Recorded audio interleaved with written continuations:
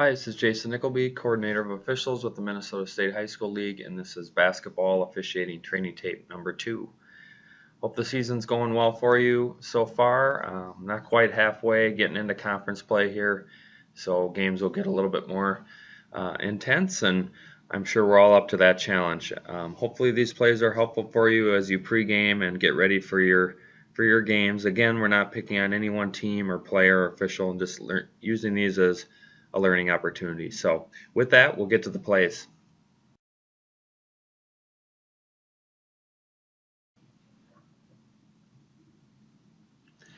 On this play, I want to take a look at the mechanics and coverage of the crew. I think it's excellent, and I just want to point out some considerations we should have when we are looking at these types of plays. So in this particular play, the lead will flex when the ball settles on the opposite bench side of the court. The C's there, we have a deflection and then a scrum. Defense picks it up, heads the other way. Well done here as far as coverage of this initial play. Stick with the players, and then we head back in transition. But what I want to point out mechanically that I think we do really well is that now the new C, who is bench side, picks up that the trail is pinned. He's underneath those players. There's no way he's going to get back. So he picks up on that, and he takes off down court as fast as he can to help on this play at the other end of the court, which is really well done. So when we're pre-gaming, we should talk about the fact that if the trail is underneath players, like in this case, the C should be ready to get back and help out, which this particular center official does really well. And then at the other end, we have a block shot, heads out of bounds. We don't guess. We allow number 1 to make an athletic defensive play.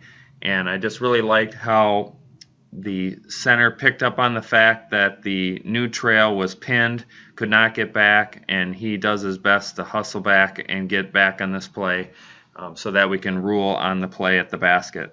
Again, we don't want to guess, and in this case, we cover the play really well, and it looks like we have pre-gamed this play before and how to cover it. So well done by the crew on this play.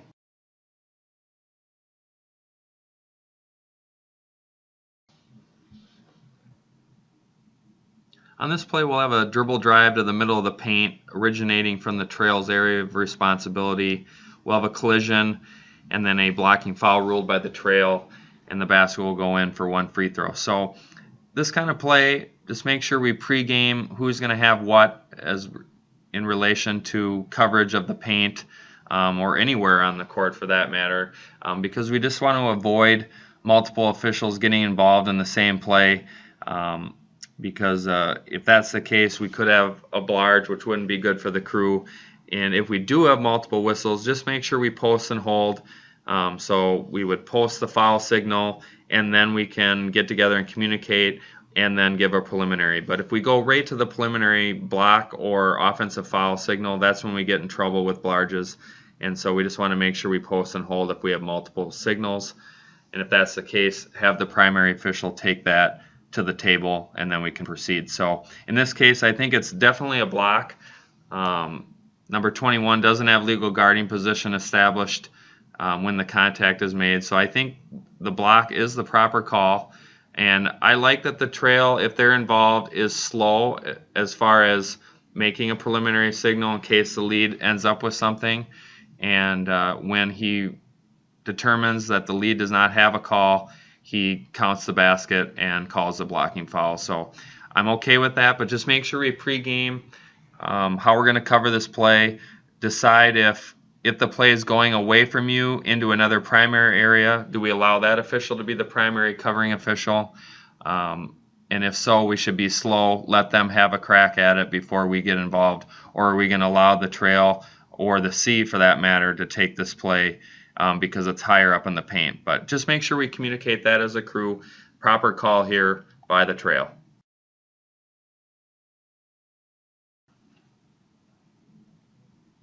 On this play, we have a deflected ball underneath the basket, and then we have a long baseball pass to the other end of the court for a dunk. So first, from a held ball perspective, I like that the crew is patient. We don't rush to judgment. We don't want players to get hurt because we don't call it in time. But in this case, clearly don't have anyone with the ball. There's going to be some contact. We don't want to allow people to jump on people, which we don't have. So we don't want to be too quick with jump balls, held balls. But in this case, I like the patience. I like that we make sure that one player or both have it before we get involved with the whistle. Neither team has it, and then we get the ball out in transition. And then finally, I like that we allow this player to make an athletic play. We don't get involved with technical fouls, and we might have to come in behind this play to make sure that it's a good block versus coming along the side. We might have to come in behind so we can see if there's a foul on the arm or something of that nature. But in this case, really good coverage, good judgment on the initial scrum, because again, we want to make sure that they have possession before we call held balls, before we award timeouts and those sorts of factors. So good judgment by the crew and well covered.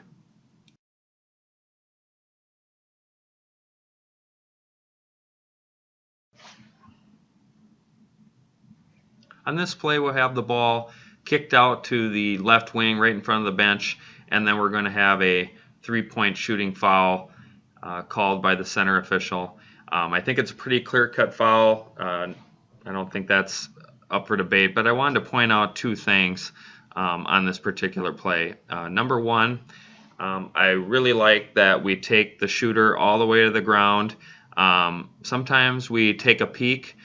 We want to see if the basket goes in, and that's the second most important factor on this play. The first is to make sure that the shooter gets all the way to the ground, and then even after that to make sure that they aren't contacted illegally. So number one, excellent coverage by the center, stays with the shooter, very well done. The trail opposite can always help with goaltending, basket interference, that sort of thing. We need to take the shooter to the ground. That's our first priority. So well done. Second piece, excellent positioning on this play by the center. You'll see when the shooter gets the ball that the center will take 2 steps down so that he can see space. He can see between those two players. He's in perfect position to rule on this play. This is exactly what we want to do. If we stay in the same spot and don't take 2 steps down, we're going to be straight line on this play, and we're going to have a look that's just not as good. So this is excellent coverage by the center, takes 2 steps down, is in perfect position to rule on this play. Very well done.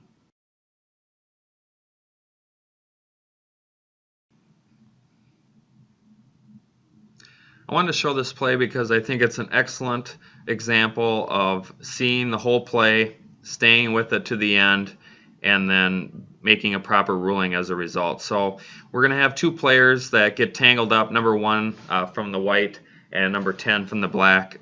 Will get tangled up. There's no foul there, properly no called.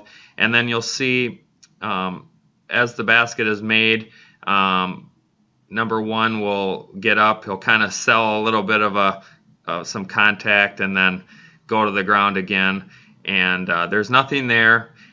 And I like how you see the lead. He's right with them. He's trying to talk him out of it. And then I'm good with stopping the play just to kind of hit the reset button so that we can move ahead positively and go ahead and play basketball. So number 1, excellent no call on the initial play. And then well done sticking with players to know exactly how this play started, developed, and finished so that we could make the proper ruling and then manage players and the situation very well. So very well done by the lead on this play.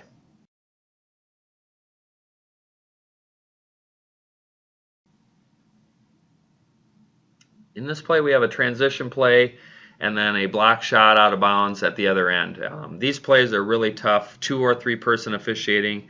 We have 16, 17-year-old players that are really fast, really athletic, and we have to try to get in the best position we can to see these plays. So the crew does the best they can to get back and get in position to see the play. Second thing is, this is a play that we get fooled on quite a bit because you see that tomahawk chop by number 10, and we make an assumption on these kind of plays that contact was made, and you'll see that the hand is on top of the ball and ends up out of bounds. And so the crew does a really nice job of getting back to get in position and then not guessing as it relates to the contact, because we do that quite a bit, and I'm guilty as well of assuming that 10 makes contact on this block with the arm and he doesn't. We have a block shot. So the crew does a nice job of not guessing, not making an assumption, and putting air in the whistle, and then good communication at the end as it relates to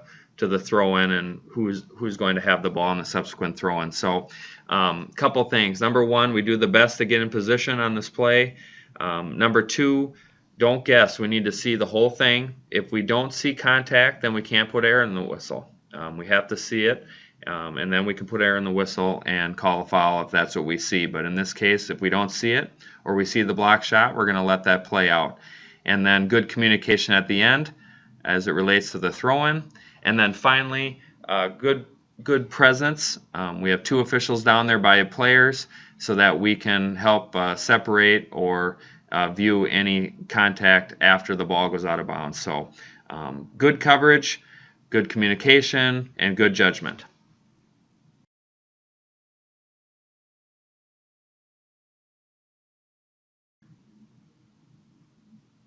On this play, we have a transition play, and I think the crew demonstrates excellent judgment and coverage of this play.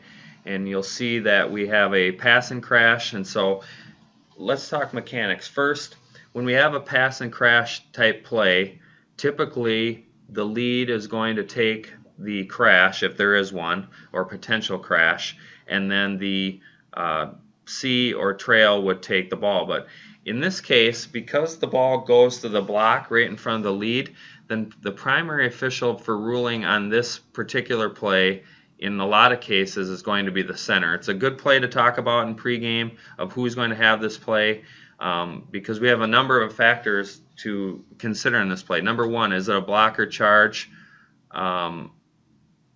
regardless of the arc? Is it an arc play, block or charge? And who's going to take that play?